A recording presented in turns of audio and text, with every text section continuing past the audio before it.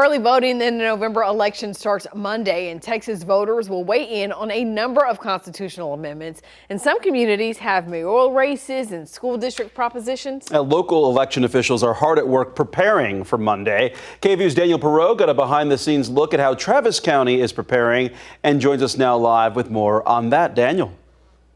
Good, Ashley. The county clerk's office behind me is election headquarters. It is the hub and the epicenter of all the activity as they monitor the voting and they count the ballots. Today they open their doors to give us an inside look at the election process.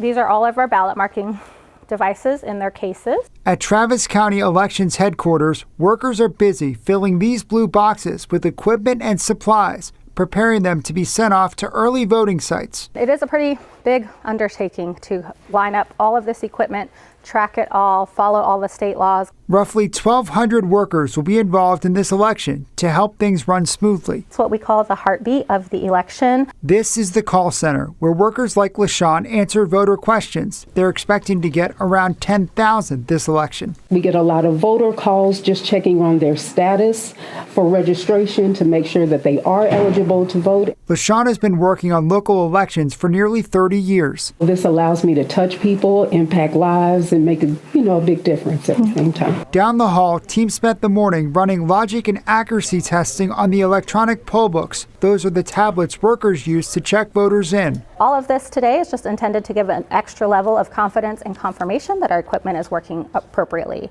Dan Teal is the alternate judge for Central County, tasked along with his Democrat counterpart with overseeing the counting and tabulating process. The team here does a great job tracking all the votes. Alex and I work very hard to confirm that those numbers are correct. Throughout the facility, screens show real-time data, allowing workers to see how things are going and address any issues quickly. Elsewhere, workers are processing applications for mail ballots. They've had to work overtime because of a backlog linked to issues with the statewide registration system. That created some intermittent work stoppages and some duplication of effort. Election day may be a big day, but in this office, the work is year-round to make sure every eligible voter can cast a ballot and every vote counts. Early voting starts on Monday, then runs through October 31st. Ballots have to request an absentee ballot, you have to do so by next Friday. Then those ballots have to be postmarked by 7 p.m. on Election Day and received the next day in order to be counted. In Austin, Daniel Perot, KVUE News.